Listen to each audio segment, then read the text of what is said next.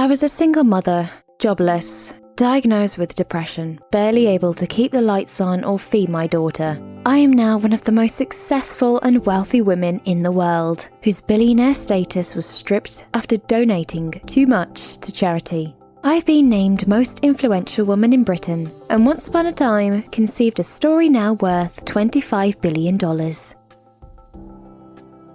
I was born on July the 31st, 1965 in Yate, Gloucestershire, England. My father was an aircraft engineer and my mother a science technician. I always surrounded myself with stories and lived in books, being your average bookworm. To this day, my favourite book remains Jessica Mitford's autobiography.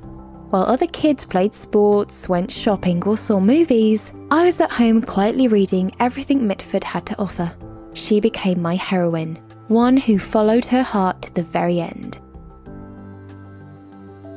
One of my earliest memories was my love for writing. I wrote my first book titled Rabbit when I was 6 years old.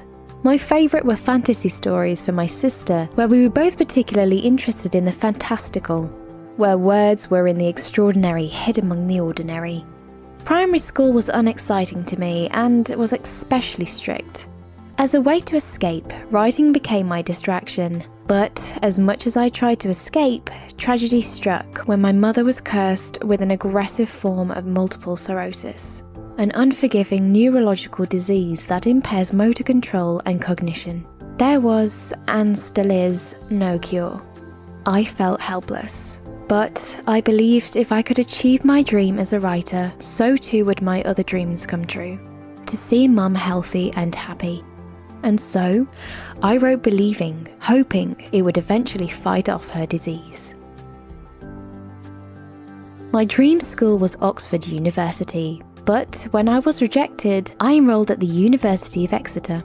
I eventually graduated and continued to write stories while working at a number of jobs I thought would be only temporary, as I pursued a career as an author. Although I wanted to be a writer, I felt like a drifter. At this point, all I had were 2 adult novels, which never saw the light of day.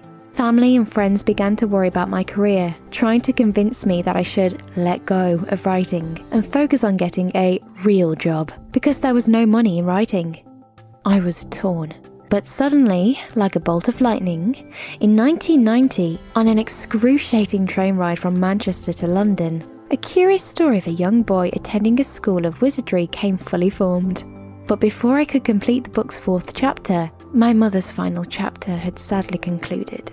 She had passed away. My single greatest regret was that I never told her of my work, as I was ashamed of what she might have thought. Her death devastated me, and I quickly left the country, trying to run away from all my devastation. I moved to Portugal, where I taught English, and for a time, I figured this was what life had in store for me. I was content, and things began to pick up. I found love. Within 3 years, I got married. Not long after, I gave birth to my daughter, Jessica, after Jessica Mitford, my favourite author. Sadly, just 4 months after her birth, Jessica's father and I separated. I didn't know where or what to do. I was lost and decided to return to Edinburgh. My marriage was dissolved, I was a single mother, and now I was homeless with little to no money. In the eyes of many and myself, I was a failure. I was the person others would point to and say, work hard or you'll end up like her. It didn't take long until I retreated into a certain numb, cold, and unhappy state. I fell into a depression. Looking at my daughter, I felt fear. Fear that she would die because I was a failure. Increasingly, I became exhausted of all hope and peace, consumed by fear and the judgments of others. I felt as if a dark figure was slowly sucking the life out of me. Soon, I felt like there was no reason for me to live anymore. I became afraid of living and contemplated suicide. I could not care less about myself. But fortunately for me, I still had Jessica, and staring into my daughter's eyes, I knew I could not leave her an orphan.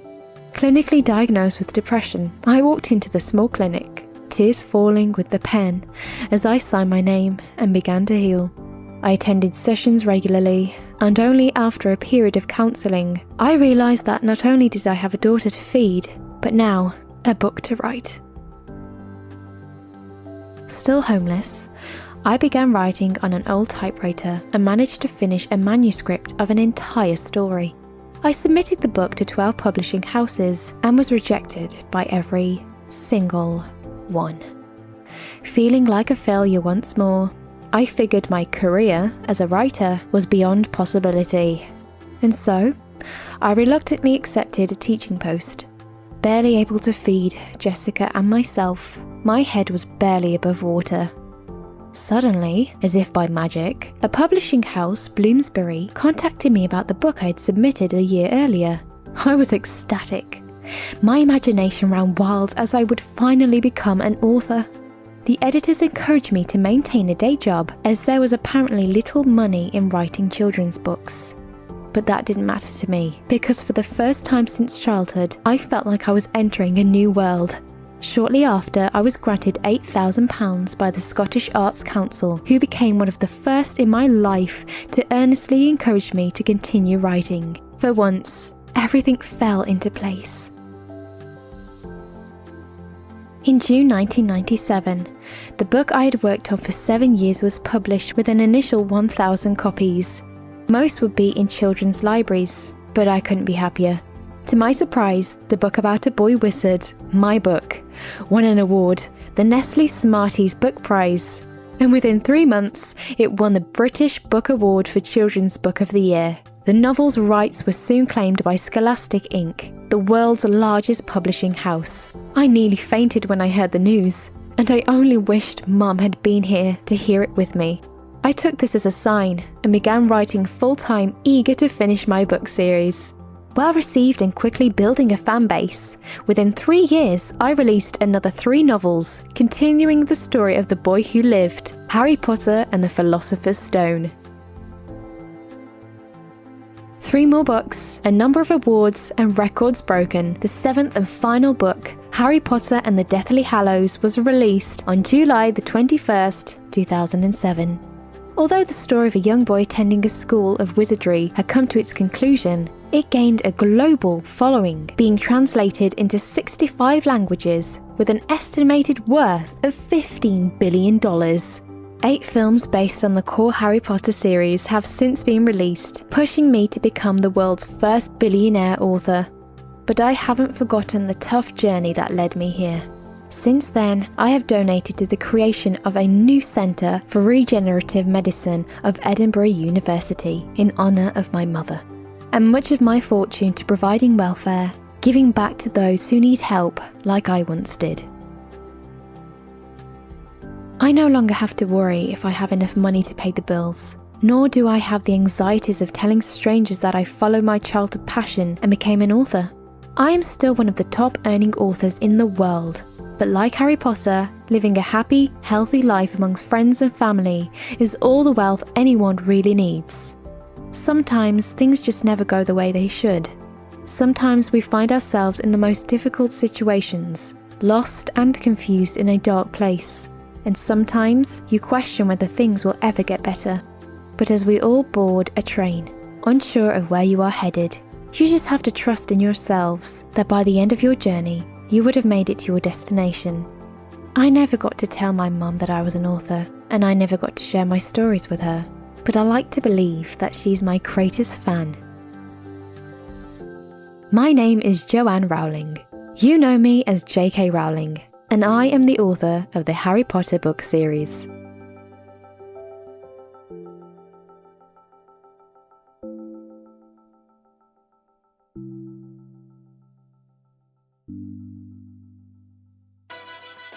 Hi everyone! Thanks for watching our videos. We really appreciate all your support and the comments that you guys give us. A lot of you guys have been asking how we produce our content and what software we use. So we just want to give you a quick rundown on our production process. So all of our videos are storyboarded using a 12-inch iPad Pro on an app called Sketchbook, where we'll go ahead and do the storyboard, the recording process, and after all that's done, we'll edit everything together using Premiere Pro.